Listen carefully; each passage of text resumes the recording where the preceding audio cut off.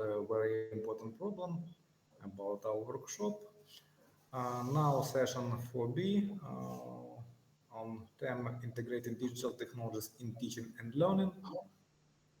We are speaking about three research. The first research, chatbot algorithm for solving physics problems. Second, the secondary schools experience of a cloud-based learning environment and deployment.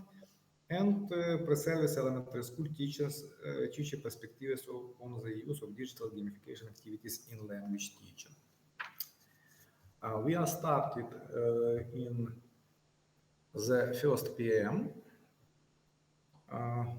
2 minutes left, and we waiting our researcher, our teachers, our colleagues.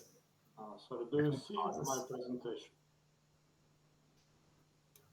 I see your presentation, and waiting, please.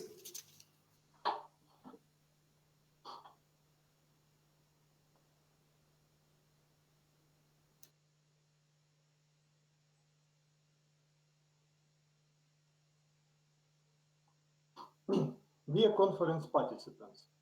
Wait, please. Okay. Thank you.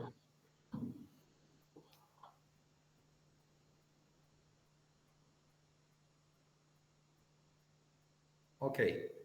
The first research, the chatbot algorithm for solving physics problems. Presenter Andrei Predko and Tatiana Bakaluk and Oksana Zayka, Roman Kukharchuk and Valery Koncedailo. This research is dedicated to the use of chatbot capabilities and artificial intelligence product that can complement traditional learning formats. In the article, the authors reviewed the process of creating and testing a physics problem-solving algorithm implemented in a chatbot designed to teach users how to solve typical physics problems. The training bot created by the authors offers the user to solve a typical problem, controls the correction of the solution process, and ask writing questions and tasks. A chatbot is a tool for sequential learning, so the goal of creating a chatbot is to develop students interested in the subject familiarity that with typical problem-solving themes and help teachers work with students individually. The chatbot development by the authors performs four main functions: educational, entertaining, motivational, and reminder. The chatbot development technology has wide possibilities for building different types of training courses. The effectiveness of the described methods was tested on the two groups of students. In the first group, the teachers provided explanations in the process of solving tasks, and in the second group, students solved tasks independently using a chatbot. Statistical processing was based on Mann-Whitney test. It was found that there was no significant difference in the levels of problem-solving skills in the comparison groups. Please start your presentation and say about this research. Thank you.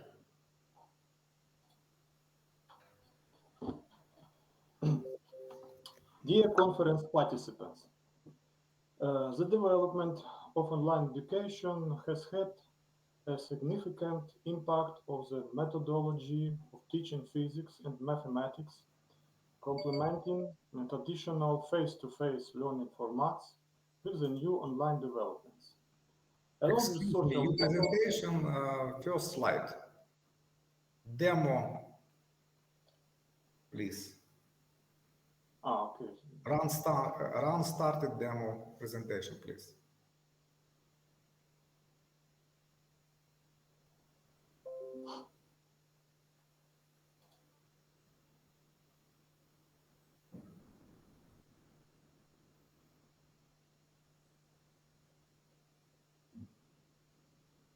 Do you see my presentation? I see your presentation, but that no demo regime. Screen, please. Demo, run presentation.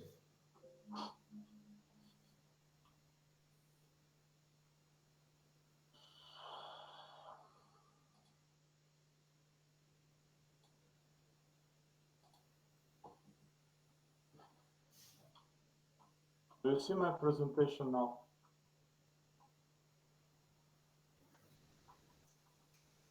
Okay, Uh, start please. okay. Dear conference participants, the development of online education has had a significant impact on the methodology of teaching physics and mathematics, complementing traditional face-to-face learning formats with new online developments. Along with social network, video blogs, and online platforms, one of the light explored learning tools is a chatbot. A chatbot is a computer program designed to simulate a real dialogue between a virtual interlocutor and a user. Today, online chatbots are mainly used in marketing, custom service, uh, technical support, help desk, HR, education, and entertainment. Chatbots are broadly defined to include all voice assistants. The history of chatbots reflects the history of artificial intelligence and began before the creation of personal computers and the spread of the internet. The use of chatbots is enabled in areas where a similar task what can be automated for convenience. Then creation educational chatbots, the most useful features are the following. Providing information within the educational process, linearly and in a certain amount. Administering the learning process of submitting documents to an educational organization. Answering students' questions, checking errors, reminding of class times. Current developments in this area suggest that natural language interaction with technology is possible as technology evolves and users become more accustomed to interaction with digital objects. In the field of physics, a subject what is often considered difficult for students to learn. Developing a chatbot that can help solve physics problems can be a transformative solution.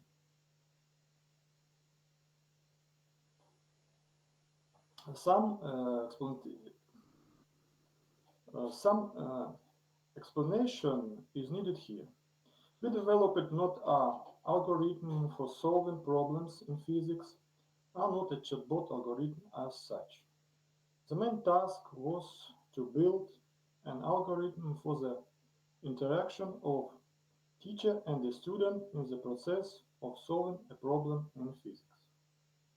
We tried to find and to find out whether it is possible to create a universal algorithm for interaction between a teacher and a student, which could later be used as the basic for coding chatbots.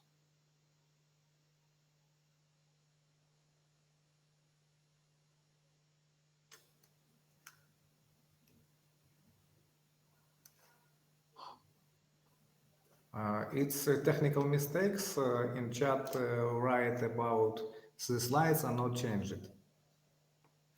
1 minute, please. Can you switch slides with down arrows?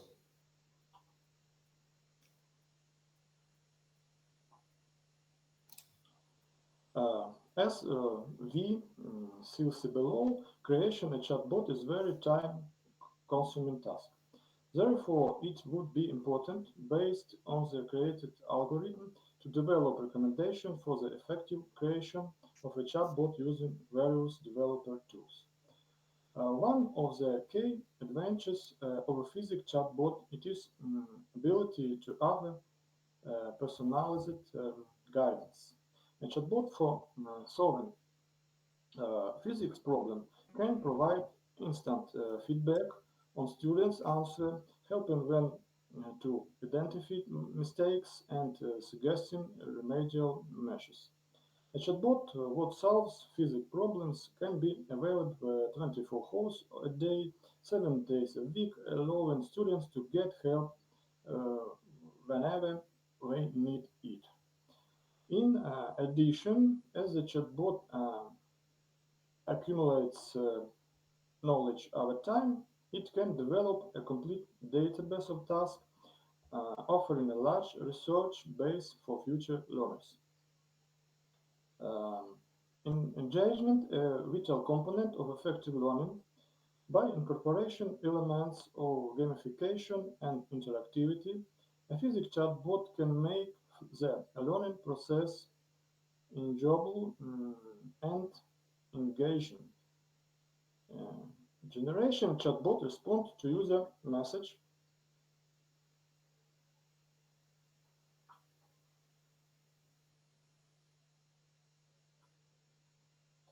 Generating chatbot respond to user message using text generation algorithms, production each subsequent word of the response. Today, the basis of generation approach is a recurrent sequential encoder-decoder architectures, which the multiplayer LSTM and GRU neural network, what they use attention mechanism. Despite the prospects of using generation models, they are rather unpredictable in their performance. So ranking chatbots would select a replica from a predefined set of answers as the most popular. For single-turn conversion or multi-turn conversion pairs, vector representations of the dimension encoder-decoder are constructed from the data set, and then the most possible answers are ranked according to the values of some relevance function between the vectors, most often a scalar product of cosine distance dialog ranking against select answer from among pre-prepared response. So an important advantage of this approach is the ability to limit the output of grammatically incorrect and unacceptable answers what may be present in the training dataset. In our experiment, we choose a chatbot ranking implementation. The experiment described in our paper uh, was the paper is based on the idea of creation a chatbot what could provide a coherent response to a given query with giving the user of impression of a conscious dialogue. It is expected that this behavior will be demonstrated primarily in response to the pre-selected narrow topic, typical physics problem. We choose physics textbooks as a data source to the chatbot implementation. A physics problem refers to a small problem what is solved by applying the laws and the methodology of physics using logical interface, mathematical operations, and experiments. A chatbot designed to solve physics problem is based on a typical generalized sequence of problem solving as follows on the slide. And so on, you can see all subsequent steps on the slide. A chatbot designed to solve physics problems is based on a typical generalized sequence of a problem solving as follows, shown on the slide.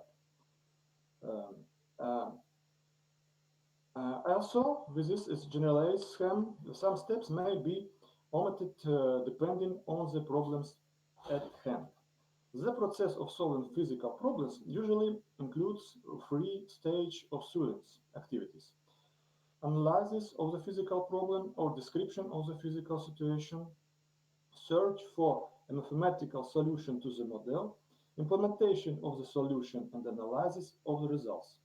Since the chatbot was intended for training purpose, its algorithm is simple and contains a pre-prepared set of rules for responding to user actions. Based on this stage, we created a flowchart of the algorithm shown on the slide. The diagram of the chatbot algorithm for solving physics problems was created using the draw.io service. The chatbot was developed on the FlowXO service and operates on the Telegram platform. Two groups of students uh, took part in an experiment to study for effectiveness of the using a chatbot for solving physics problems. In the first group, the teacher provided explanation of how to solve the problem. In the second group, students worked independently to solve the same problems, but using the physics problem solver chatbot, which works based on the algorithm developed by the authors of the article. The non-parametric Mann-Whitney U-test is used to assess the difference between two small samples in terms of significance according to the structure of students' results. Comparison of UEX and UK made it possible to conclude that there is no significant difference in the levels of ability to solve problems in comparable groups, despite the difference in average indicators. It is important to emphasize what a chatbot is an additional and stimulation format that enhances to the effectiveness of physics teaching. In addition, it has the potential to become a valuable and effective tool for both students and teachers, facilitating their work and improving their learning experience. It is assumed that the use of chatbots can be effective in solving typical tasks in other academic subjects. It is assumed that the use of chatbots can be effective in solving typical tasks in other academic subjects. Chatbot technology is very dynamic these days. The description of the detailed implementation in comparison with the chatbot technologies is planned to be made in the following works. Thank you for your attention. Thank you for your report. Dear colleagues, do you have any questions?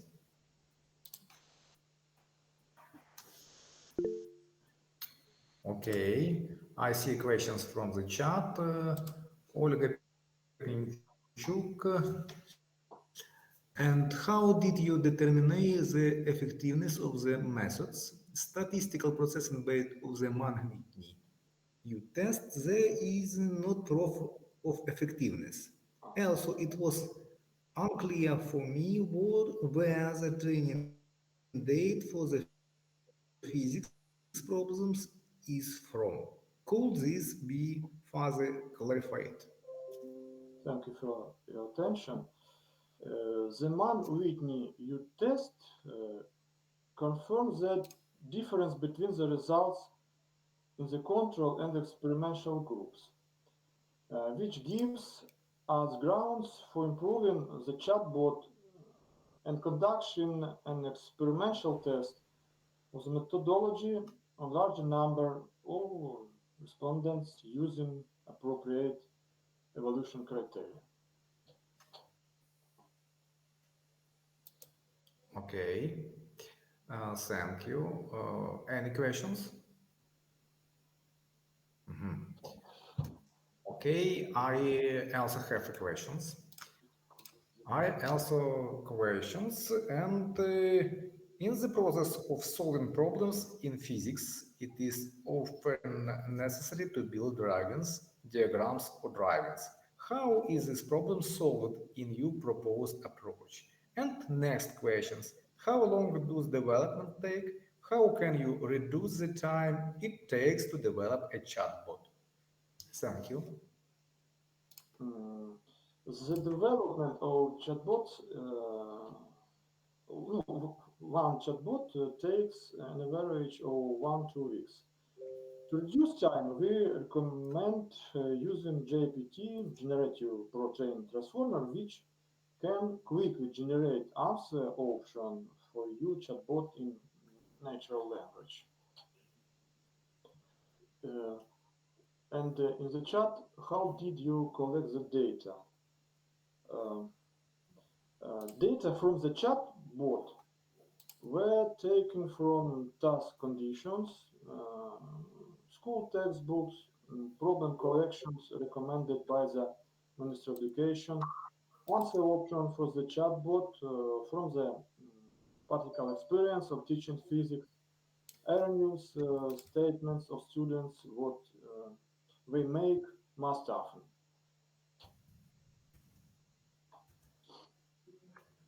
That's all? Okay. Tatiana, did you get the answer? Yes, thank you. Thank you. Thank you, and we go. Any questions? No. Okay. The next research Thank you very much. Автор Васил Алексюк, Юлия Оверка, Алексперин, and Tatiana Vakaluk. The theme a secondary school's experience of a cloud-based learning environment deployment. Presenter Vasil Alexyuk. One second, please. 1 second, please. Vasil is not here. 1 second. Okay. Tatiana. Vasil. Waiting Vasil. Okay. About this research, a secondary school's experience of a cloud-based learning environment deployment is devoted to systemizing the experience of implementing a cloud-based learning environment in secondary school. In this study, the authors conducted the survey of students and teachers in the Ternopil region.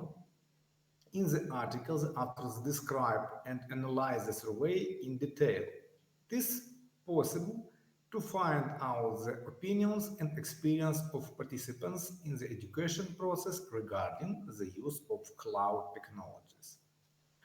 One of the results of the article is the present model of a cloud learning environment.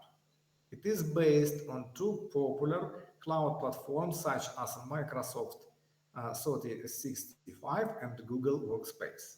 An important aspect of the study is the use of the SAML protocol to connect these platforms to provide a single thing on system. The stage of deploying a cloud learning environment as described. They include preparation, configuration, and integration of cloud platforms. The authors examined the use of Microsoft Teams as the main communication tool in a cloud learning environment. They described an example of using and configuring this program. They studied some theoretical and practical developments in the use of cloud services in education. They allowed the authors to draw conclusions about the advantages and disadvantages of this approach, evaluated the results of the pilot application of this model. And now say, Vasil, are you ready? Vasil is absent. Vasil is now speaker it in a related workshop role, and he don't few minutes ask that he's finished. Okay. 5 minutes, 10 minutes, 10 minutes. 10 minutes. No, but Tatiana Hlavatenko, are you ready? Yeah, sure, I can have the floor and then we'll pass it to Okay, Tatiana, your topic about pre-services elementary school teachers' perspectives on the use of digital gamification activities in language teaching. Now we discuss about teaching problem, about teaching English. Uh, okay, what new in our research? All right, dear colleagues, dear participants, let's get down to business. Good afternoon, everyone. Thank you for giving me the opportunity to present at this conference, and I'd like to start by introducing myself. My name is Tatiana Holovatenko. I'm PhD scholar from Boris Hrinchenko Kyiv University, and today I'd like to present preliminary results of the research on pre-service teacher perspectives on the use of digital gamification activities in language teaching. Thank you. Uh, Slowly, please. oh, yeah, sure. And Slowly, please, for our researchers and scientists. Thank you. okay, thank you. Yeah, no rush. So you've probably seen countless times the teachers being overwhelmed by various online resources for educators. And you might have also wondered what teaching in blended mode looked like when Ukraine experienced blackouts. So you may also wondered how pre-service elementary school teachers are prepared to teach languages using digital gamification tools. And in this presentation, I focused my attention on giving the overview of opinions of pre-service elementary school teachers on gamification of language teaching in challenging times. And these opinions are regarded as a turning point for identifying ways to adopt digital gamification technology in teacher training. I have broken my speech into three parts. In the first part, I briefly introduce the theoretical grounding. In the next section, I will explain research questions and methodology. And in the last part, I would like to share results and discuss them. Let us now move on to the part which is, as I said earlier, is devoted to theoretical grounding of this research. Theoretical grounding of this research covers three topics. And the first one is gamification of the educational process, implementation of digital technologies into language teaching, and study of perceptions of pre-service teachers on the gamification of teaching. In the research, there are various approaches to defining concepts of games, game-based activities, and gamification. For instance, Brown and Lee define games as any activity that formalizes a technique in the units that can be scored in some way. Game-based activities are defined as learning by playing games, which are developed to reach predefined learning outcomes. And gamification, in its turn, is defined as the use of gameplay mechanics for non game contexts. And I've adopted the Yukai Cho Octalysis framework for gamification and behavioral design in this study. Let me briefly present you this framework because I'm going to refer to it in the next parts. The Octalysis framework consists of 8 domains called drives, and they are epic meaning and calling, development and accomplishment, empowerment of creativity and feedback, ownership and possession, social influence and relatedness, scarcity and impatience, unpredictability and curiosity, and loss and avoidance. In the author's opinion, the Octalysis framework presents a comprehensive way to gamify any type of activity in any educational setting, both online and offline. However, it is important to introduce it in the scope of teaching pre-service language teachers along with feasible ways to manage classrooms. At the same time as the learning process takes place in blended mode, it is important for pre-service teachers to be able to apply this framework both in online and offline modes. The second thread of research is organized around the implementation of digital technologies into language teaching. Current research on gamification of language teaching is focused on the integration of digital technologies into language teaching to raise students' motivation. Scholars have empirically proven the effectiveness of the usage of progress bars, medals, challenges, rewards, leaderships, levels, badges, appreciation, and storytelling. And another thread of research is devoted to various environments which inbuild solutions for gamifying the learning process, such as Class Dojo, Duolingo, Brainscap, Feelsbot, Kahoot, Jeopardy. However, even though the game mechanics are completely automated, scholars state that teachers experience various challenges with the technical setting of the game.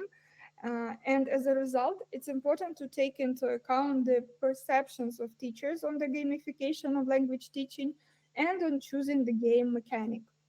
Empirical data shows that pre-service teachers have positive perceptions of the gamification of language teaching. However, in contrast to pre-service teachers, the data showed that instructors with 6 to 10 years of teaching experience tend to disagree with the model and refuse using gamification.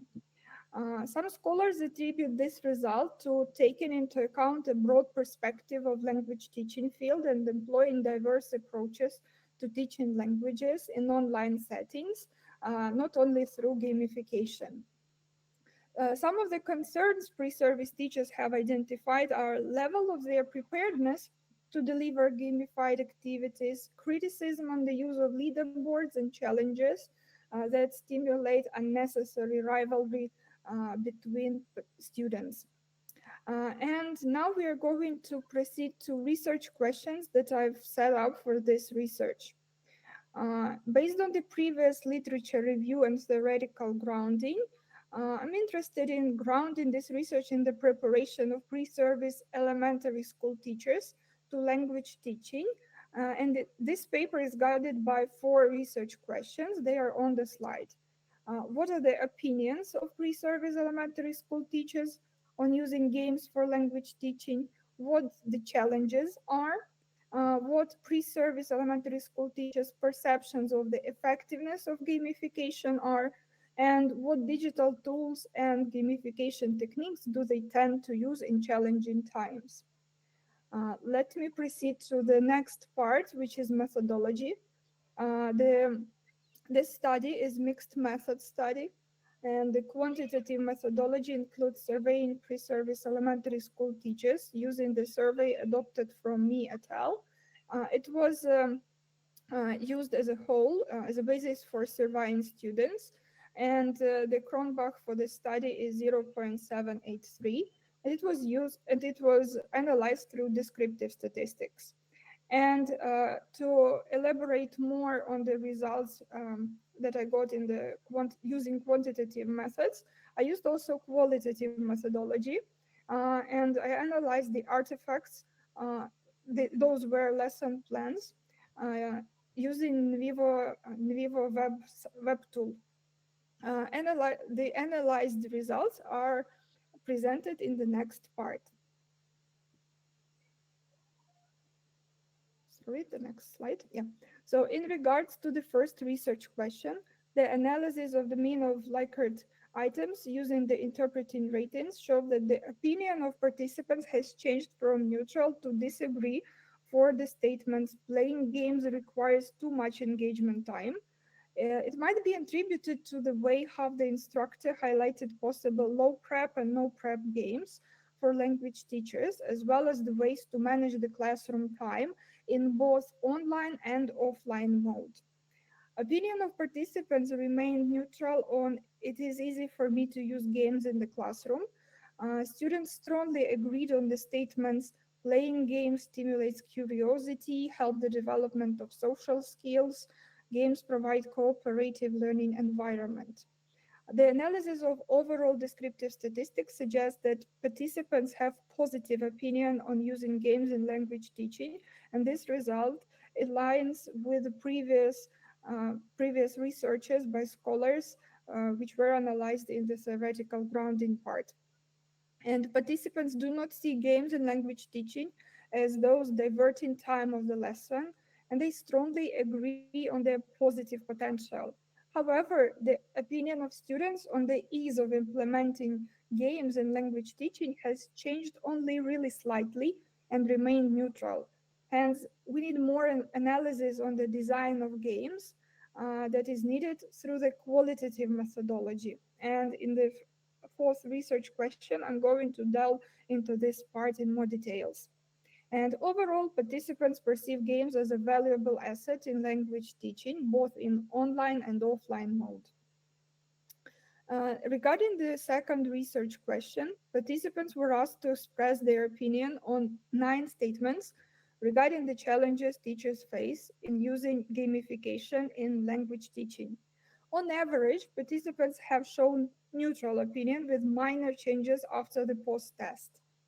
For the statement, students get sidetracked and do not focus on learning when games are used. Participants were more likely to disagree with the statement after the intervention. Dear colleagues, the intervention was one module on gamification. It was 30 hours of teaching instruction time, which was direct instruction, a lecture and classes, and also self-study work. And similar shift in perception is demonstrated with the statement there is lack of availability of games that match the lesson topic. However, the standard deviation after the intervention is slightly higher, showing more variability in answers. These positive changes might be attributed to practicing classroom management techniques in organizing the language teaching using gamification. So, this additional focus on classroom management might have changed the opinion of participants in this part. There also has been a slightly negative change in opinion for statements. There is a lack of supporting materials for how to best use games for learning English, and there is limited or no available time to play games due to the need to meet all of the required curriculum standards. The opinion changed from neutral to agree, and in regard to the perceived lack of supporting materials, I should state that participants of the intervention might have had this opinion because they were required to create their language teaching activities using gamification from the scratch, and they were encouraged not to use any additional pre-developed resources, because the aim of this intervention was to teach how to use gamification techniques in the blended mode in online and offline settings uh, from the scratch. And participants are concerned about assessing students' performance, having enough skills to gamify language teaching, choosing games of the appropriate level for the students, and getting enough training in implementing gamification for language teaching. This result might be attributed the to the module that was an intervention. It was one lecture and 8 classes, and it might have felt as a really short time span for students on learning about the gamification technique.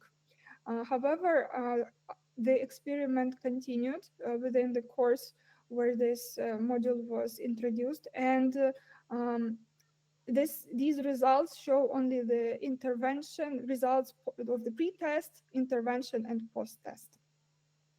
In regards to research question 3, participants were asked 9 questions about their perceptions of the effectiveness of digital gamification of language teaching, and the majority of respondents after the intervention still strongly agreed that gamification contributes to the development of creative thinking skills of students, their critical thinking, problem solving, and lowers their affective filter, motivating students and contributing to implicit language learning. After the intervention, participants have changed their opinion from agree to strongly agree for the statements written on this slide. And now we are going to move to the last research question. And in regard to this question, the author performed a qualitative analysis of artifacts. There were 37 lesson plans developed by students within the intervention module. The author developed 3 codes to process the data. First, activities were analyzed if students designed them for offline, online usage, or for blended learning. And the results of the analysis showed that 100% of artifacts were designed to be used in blended learning. Some of the students' ideas provided for playing the games on their own gadgets. This is technology, bring your own device. Others were made to be shared on the screen of the interactive board or smartboard, or printed out to play with it. The second code was broadly called digital tools, and its content was not predetermined, but the content was created along with the analysis of artifacts. And in the chart on the slide, you can see that the most common resource used was Microsoft Word. The author can explain it by the ease of integration of Microsoft Word with other programs and the ability to share it online, print it out if necessary for brick and mortar classes, or simply copy paste the text in other programs, including video conferencing. The second most popular digital tool is Canva, which was used to design game boards and make them interactive by sharing the access to them between students. And similar way to design and share game boards was implemented through Google Jamboard. The results of artifacts were based on ready solutions within built gamification mechanics, such as learning apps or Genially. The third code was developed to analyze dispositions of pre-service elementary school teachers towards the use of various types of gamification techniques structured by the Octalysis framework. And the most common game mechanic used by pre-service teachers in language teaching was accomplishment. It was utilized through progress bars, challenges, points, badges, and leaderboards. Uh, I can explain this choice of mechanics to the fact that a majority of elementary school students have an extrinsic motivation, which can be supported by this type of positive reinforcement. Pre-service elementary schools used social influence almost as frequently as the previous mechanic. Frequent use of teamwork and competition can be attributed to the specifics of language teaching classes where communication and collaboration are required according to the communicative approach to language teaching. And the third most used mechanic is ownership. Participants have often paired ownership with accomplishment by exchanging points for tangible prizes or introducing virtual currencies when gamifying their activities. A slightly less used mechanic was scarcity, and the most popular way to implement it is through delayed prizes and a countdown timer. Another interesting finding is that the majority of participants have scarcely used avoidance and empowerment. They also attribute it to traumatic events happening in Ukraine. Enhancing negative experiences to trigger avoidance and raising the level of complexity of tasks to trigger the empowerment might raise the anxiety of language learners. And at the same time, no participants employed the epic meaning mechanics. It might be due to the specifics of the task to design a language teaching activity using gamification mechanic, not just a gamified story. However, more research on this result is needed. And the major findings are that participants have a positive attitude towards gamification, and this is supported by previous researchers as well. Participants perceive games as a valuable asset in language teaching, and they see perspectives in its usage. Among the main challenges that participants have identified are the lack of supporting materials and lack of time to fulfill curriculum requirements. Participants tended to use simple digital tools such as Microsoft Word, Canva, Google Jamboard, and this might be explained by their wish to develop gamification activities that can be easily adapted to both offline and online learning in uncertain Ukrainian conditions.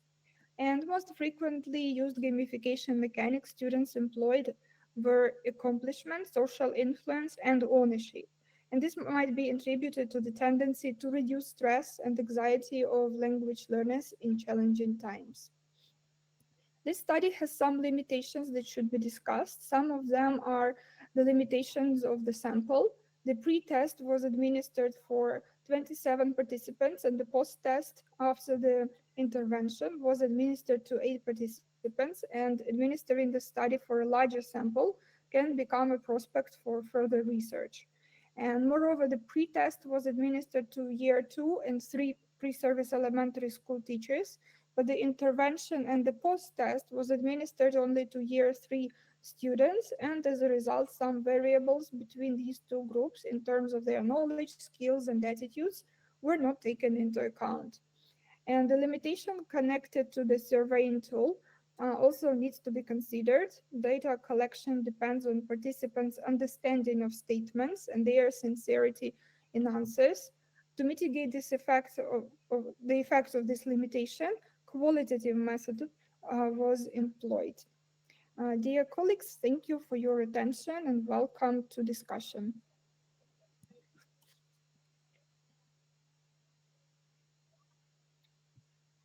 I can see the question from Olha Pinchuk.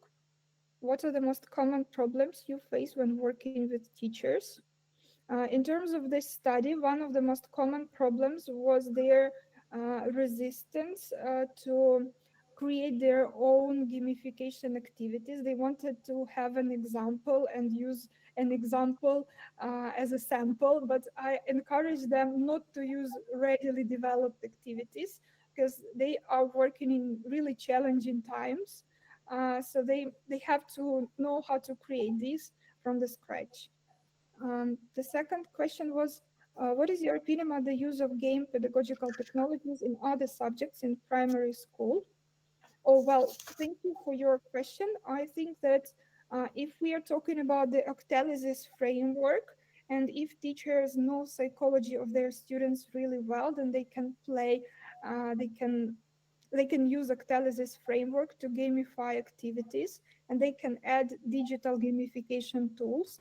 However, if they work offline, as it is now in some regions, then they, even if they know the gamification techniques, they can easily adapt any game if this is printed or played online. Thank you, Olha, for your question. May I can answer? Yes, ask the question. Yes, sure. I have two questions. The first question is, what is an novelty of your research? And second question, what kind of IKT tools did the teacher masters use? Oh, can you please remind me the first question? What is the novelty Mhm. in of your research? And second question, what kind of IKT tools did teachers masters used in educational process? Okay, thank you so much, Tatiana. So as for the novelty of this research, this kind of study was first administered in challenging times, and the focus was on uncertainty of what we are preparing students to, because they can one day they can teach in blended mode, and the other day they can teach fully online, and in different regions it's different. So we don't know where they are going to teach. That is why they identifying their opinions was the first step uh, in proceeding in this study. And also introducing gamification using the Octalysis framework was also one of the novelties in this research. And as for the ICT tools, so we are preparing pre-service elementary school teachers, and we are encouraging them not to focus on the ICT, but to focus on the methodology of language teaching and apply ICT as a tool for effectiveness. So the focus for them was to be as effective as they can be, and they chose their own ICT tools that they want to use. So basically, we did not teach them ICT tools, we taught them about the idea of gamification, and they chose the tools that they want to choose. Thank you for your question. Thank you. I have a questions too. Please tell me what is the difference between teaching children and adults, and with which on them is gamification needed?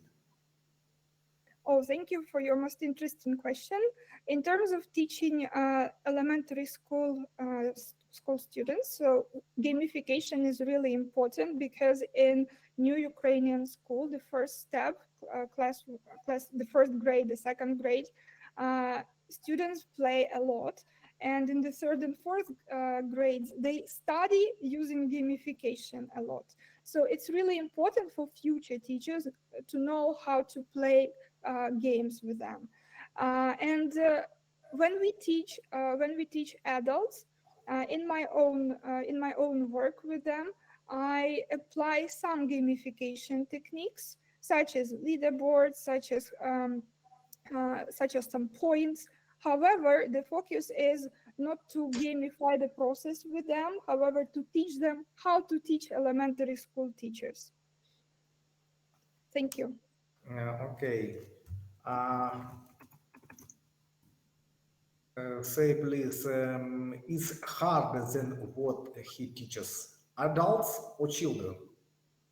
Oh, I think teaching children is much harder because uh, this is it involves really a lot of resources that you have to use, and your own emotional resources as well. However, it's really rewarding because you can see the effect right after the class. You taught them some material and you can see the result right away. With adults, I have to wait until they go and have practice at school, and I observe them at school. So I have to be patient. Thank you. Now all of Ukraine is learning English and many other European language, and everyone complains that adults ask many questions, why, and many other why. Thank you. Any questions?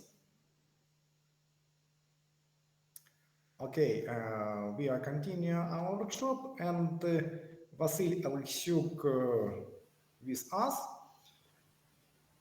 because start please your presentation and your topic about secondary schools experience of a cloud-based learning environment deployment. Start please. Thank you.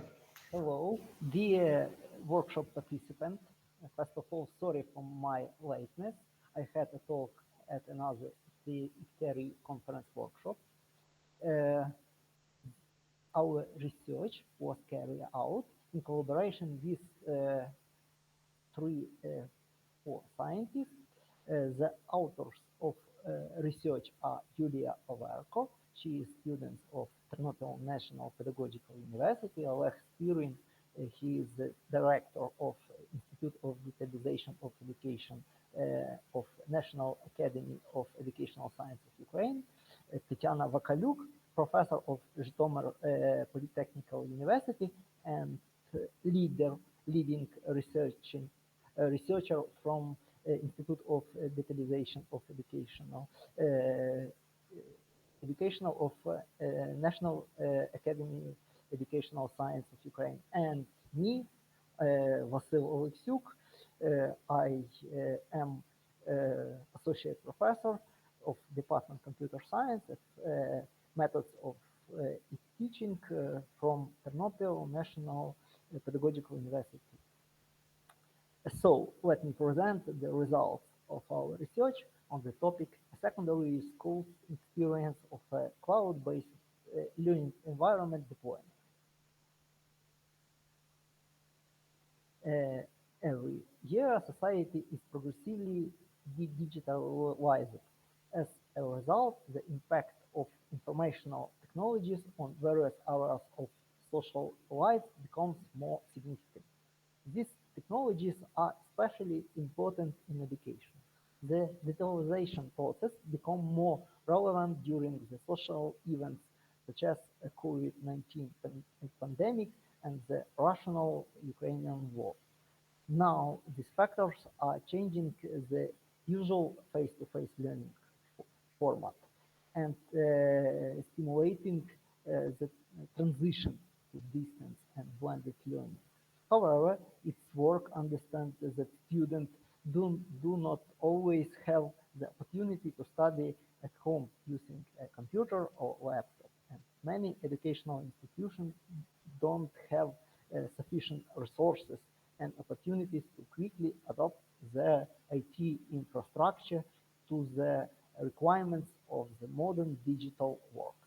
Therefore, there is a problem related to the development and implementation of accessible learning environment without the use of additional material resources.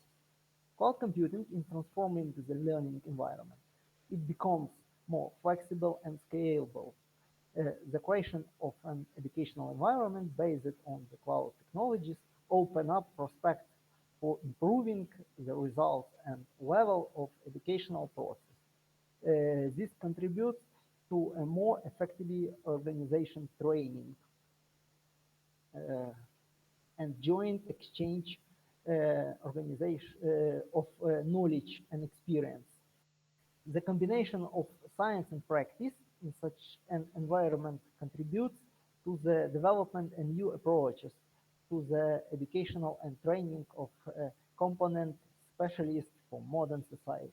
Some authors consider cloud-based digital technologies as a set of methods, means, and activity used for organization and support of learning process.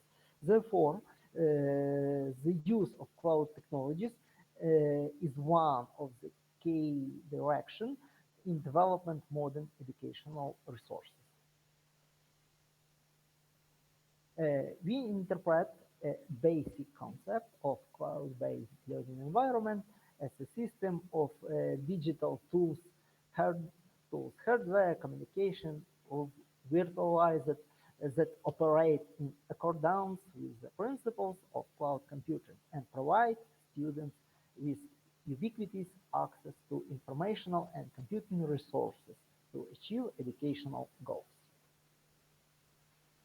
One of the main characteristics of cloud-based learning environment is educational mobility.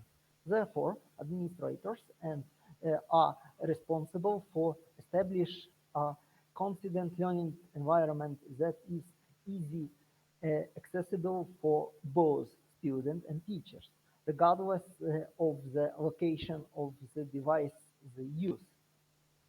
It should be noted that not all students are able to buy physical servers or completely transition to digital systems, which is where cloud technology can be provide support. In previous our study, we examined the integration of Google Workspace and Microsoft 365 platform. It entails establishing a local server for syncing account. Presently, we provide a serverless method. This enables cloud-only administration and systematization of user accounts. Currently, several cloud platform providers focus not only on business, but also on education. Cloud computing leaders like Microsoft and Google provide such curricula. By using these platforms, schools can avail a broad spectrum of tools and services that encourage efficient learning and collaboration. The topic of cloud computing and its application in education has been studied for many years by many scientists, but the creation of high quality cloud-based learning environment still remains an on-demand problem. Given the different needs and requirements of educational institutions, it is possible to create a model that would suit everyone. Therefore, to establish an efficient cloud-based learning platform and extensive assessment of necessities and demand was carried out by investigated pupil and computer science teacher from Ternopil region of Ukraine. We developed two anonymous questionnaires, one for teachers and one for students.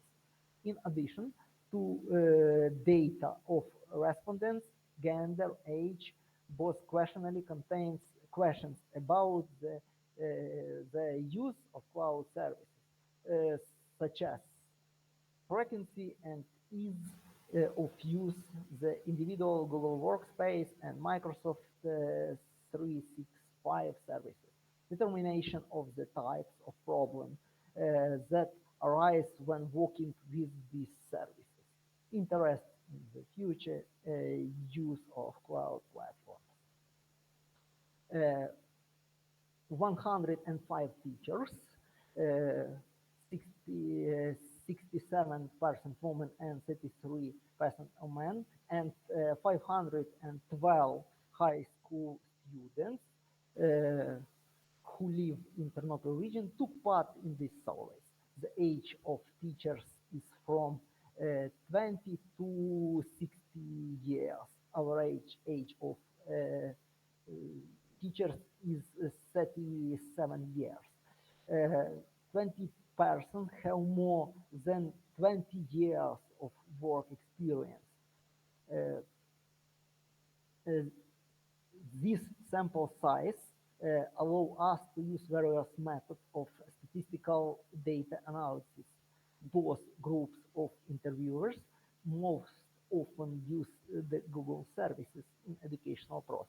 In particular, the Meet services is never used by only 3% of respondents, of teachers, and 9% of students. Gmail is also popular services among students.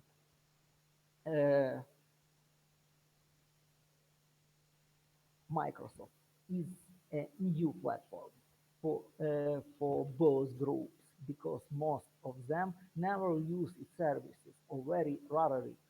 Uh, for example, 66% of teachers already use educational plans from Google, of which 79% persons consider this platform very appropriate. Educational plans from Microsoft are used by 5% of respondents, of which 43% consider them relevant and 25% are very relevant. Google Workspace was chosen as a quite comfortable and very confident platform by 55%, and 55% of teachers and 16% of students, and Microsoft 65 by 43% of teachers and 7% of students. This shows that both platforms can be used in the educational process depending on the needs and preference of teachers. Also, students were asked questions about the appropriateness of using same login and password for both environments. Near 50% of respondents consider this approach confident, and another 14% evaluate it as very confident. In addition, 38% of teachers and 28% of students consider it appropriate and very appropriate to set up separate logins for students' computers. This confirms the importance of creating separate spaces for each student. A large number of teachers, greater than 90%, expressed and desire to continue using these services in computer science lessons. 63% of Google for Google Workspace and 37% for Microsoft. This shows that they see usefulness and significance of these services in their work. Among students, the interest in uses services in computer science lesson is slightly less, 37%. Regarding conduction of all subjects using Microsoft services, 28 of respondents vote. A similar situation observed with Google Workspace platform. Since 47% of respondents choose yes and 38% are still undecided. Such results may be due the children ignorance of possibility of these services due to their absence in educational space or unsuccessful implementation. It is appropriate to use correlation analysis to study the relationship between use of individual services. For its implementation, we transform the nominal case to an ordinal with values such as 1 is never, 2 is sometimes, 3 is often, and 4 is always. As the Shapiro-Wilk test showed, the distribution of usage values of both cloud platforms are not normal. Therefore, it is advisable to use Spearman-Rand correlation coefficient to establish correspondence between them. For this, we have used some R language libraries.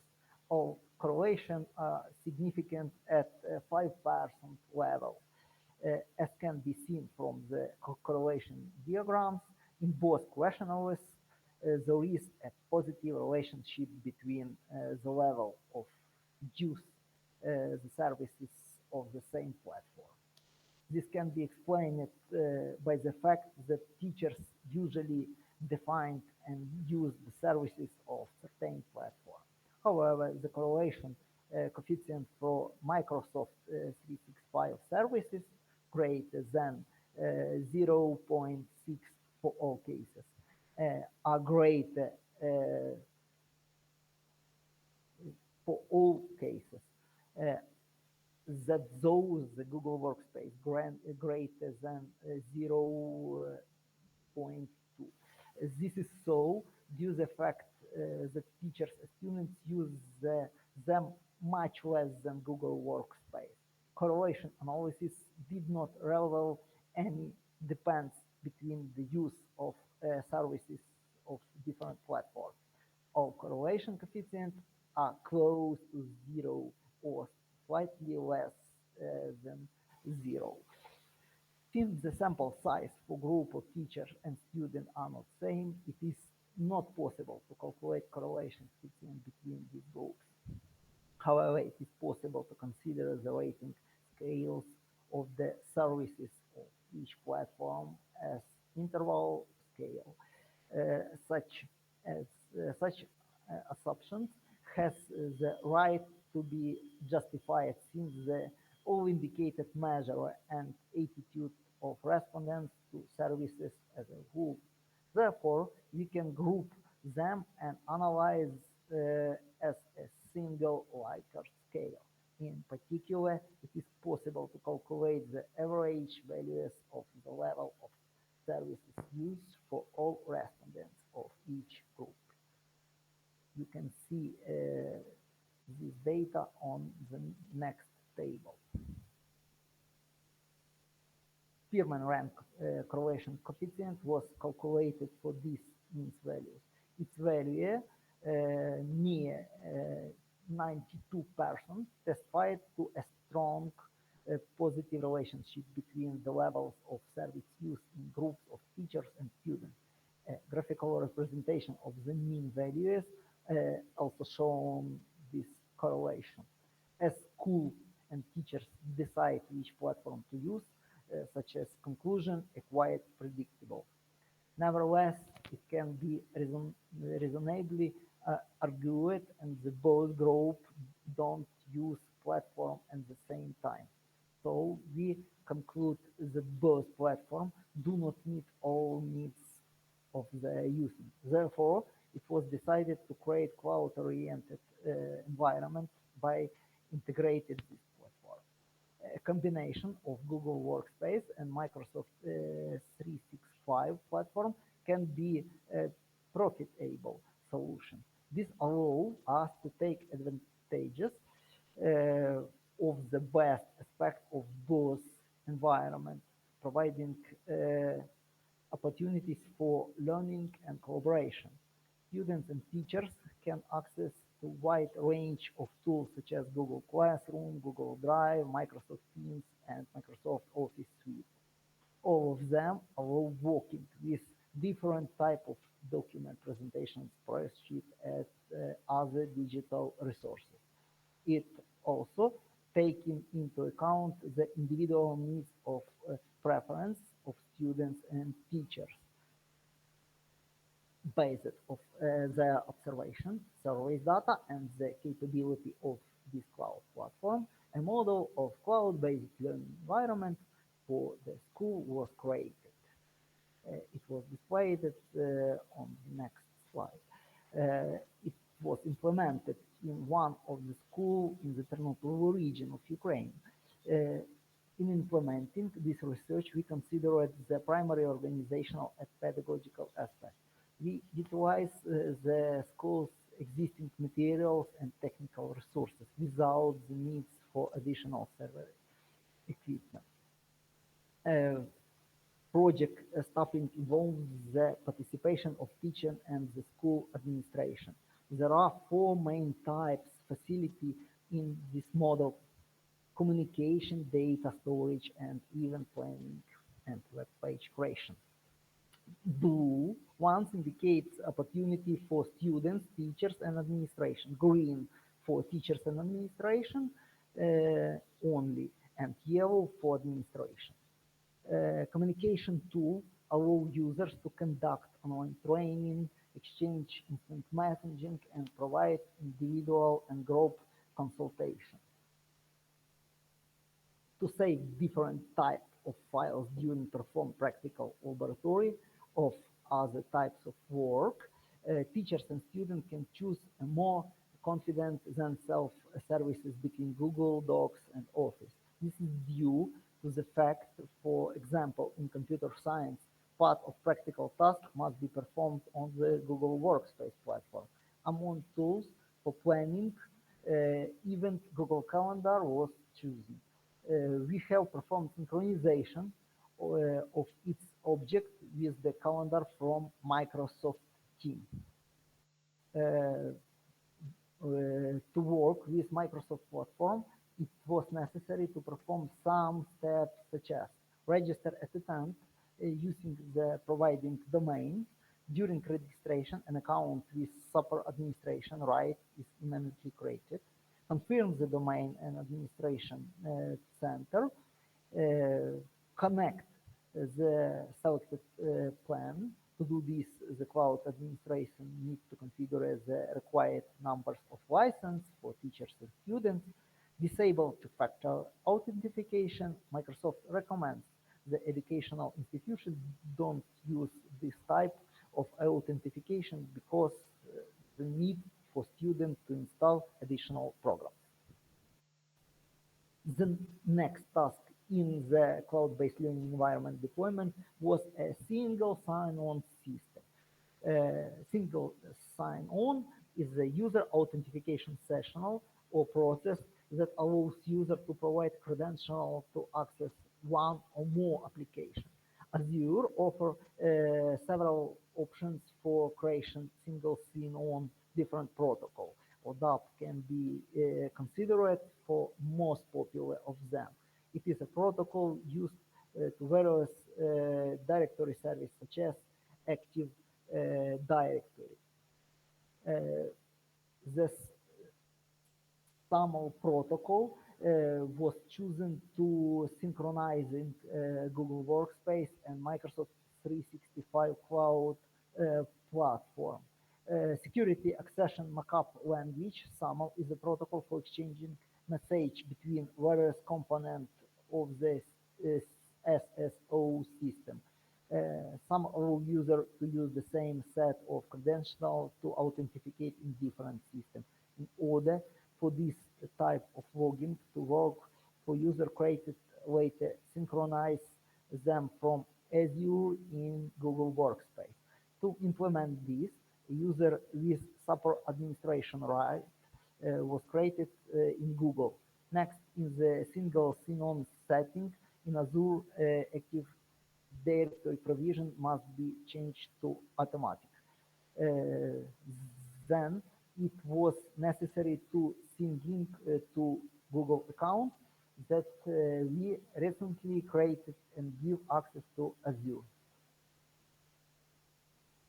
We decide use Microsoft Teams to organize group and subgroup for one subject.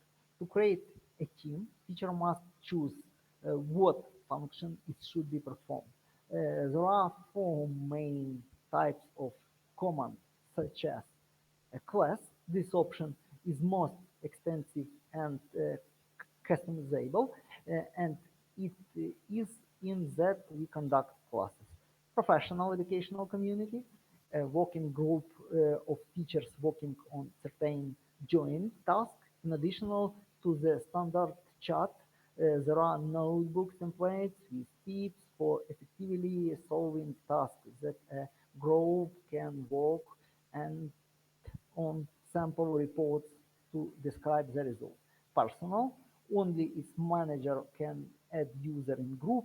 There are no ready-made templates here, so the organizational of work depends entirely of team owner. As this type is recommended for creating groups, activities, excursion, and so on. By default, there are only two options, post and file. After choosing the type of comment, it is necessary to give it a name and discussion. In the next step, the administration and teachers as participants. But we consider a better solution to provide access to students already after setting and initial parameters of the team. The homepage provided by team services is semi-automatic. As task recently added materials and calendar events are transferred from the tabs automatically. Therefore, here the teacher can customize the image and greeting for the class and necessary resources, for example, textbooks, schedule of topics, control, and final papers. The next step offer to create notebooks for the class. It is digital notebook where all students and classroom teachers can store text images, handwritten notes, attachment, links, audio recording videos, and so on. Each notebook has three parts. Student's notebook as a personal space for individual work. Teachers have access to each student's notebook, and students can only view their own notebook. Content library. This is a read-only space where teachers can provide materials to students. Space for collaboration. This is an area where everyone in the class can share content, organize data, and work together. Next, we suggest the creation necessary channels for lessons. Each teacher can create them depending on the task she sets before the class and subjects themselves. In our case, channels were created for each topic of the children could see necessary materials for the current topic and return to previous ones. Now let me do some conclusion. Using the cloud technology in education is promising. It offers limitless opportunities for learning and collaboration, as well as flexibility and scalability. It can be decreased in hardware and software. However, the selection of appropriate platform is crucial to successful integration of cloud technology in educational process. This study relevant that the development model provides to be an efficient tools to ensuring a model educational process. During the course of work, a survey was conducted among both students and teachers to gauge their needs to requirements and sustainability learning available. This is the end of our presentation. Thank you for your attention. Do you have any questions? Thank you for the report. Judging by the number of questions, this is a very interesting topic for discussion. I have a few questions for you into the chat. The first questions, what are the advantage of a serverless cloud learning environment model over your current model? Second questions, which platform Google Workspace or Microsoft 365 in the primary platform in your model?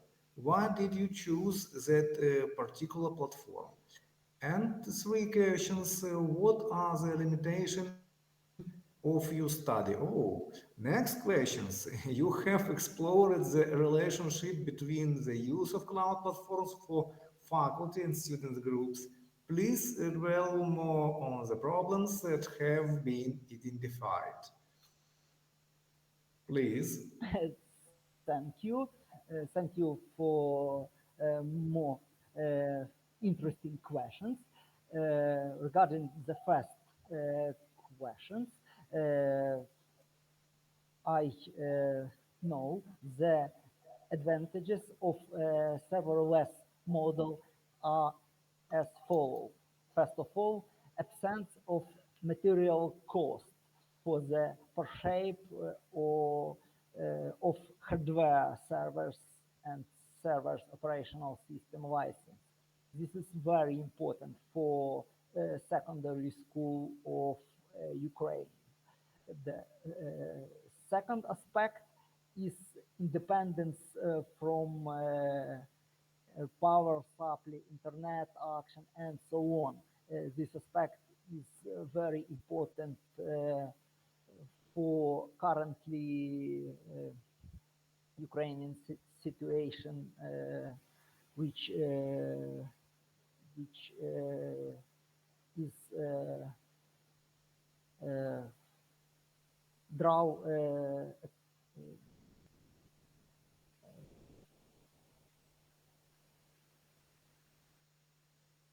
I'm sorry, because of Russian invasion of Ukraine. And regarding second the question, the Microsoft 365 platform was selected as the primary one. It contains the database of account, and Google Workspace for Education synchronizes with the Microsoft platform. Regarding set questions about what are the limitations of our study, I can say there are more limitation of this study. They results from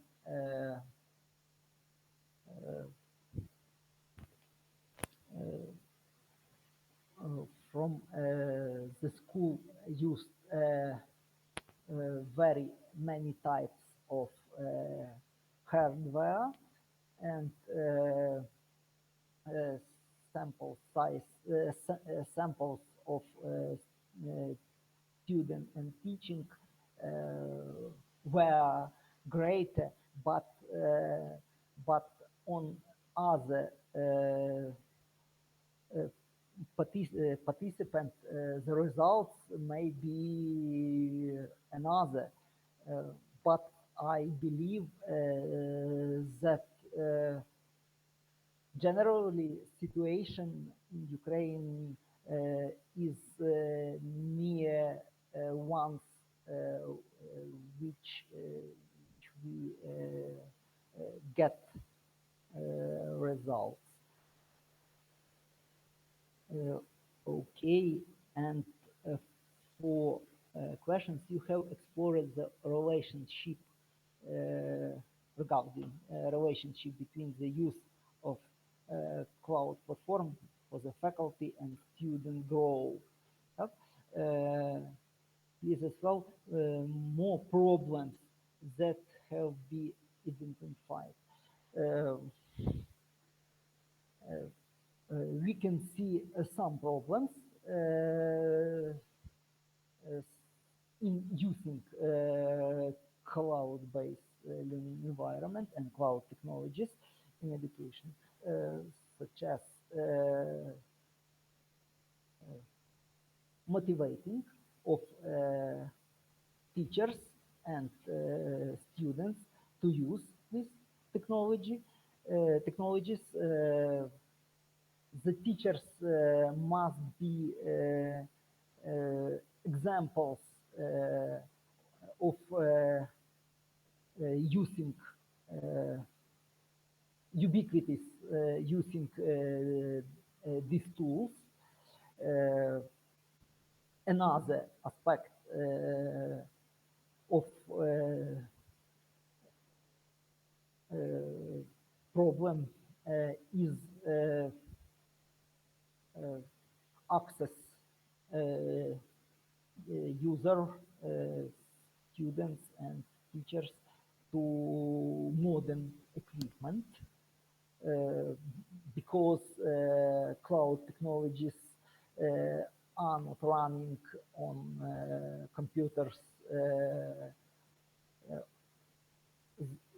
that bought 20 or 10 years ago, and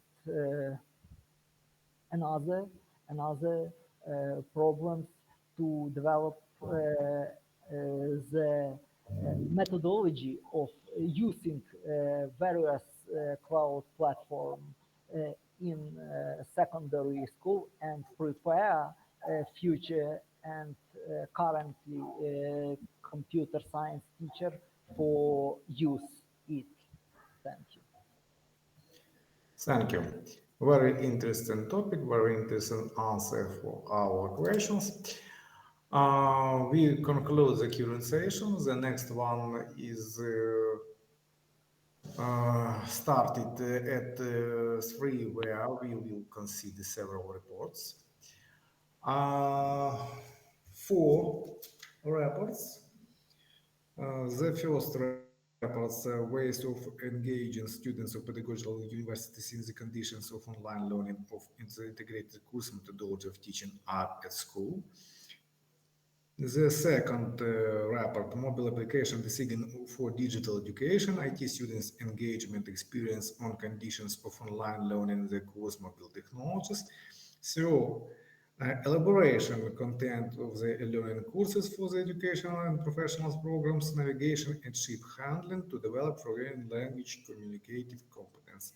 And last topic in the next session, VR simulator for studying the structure of tractors.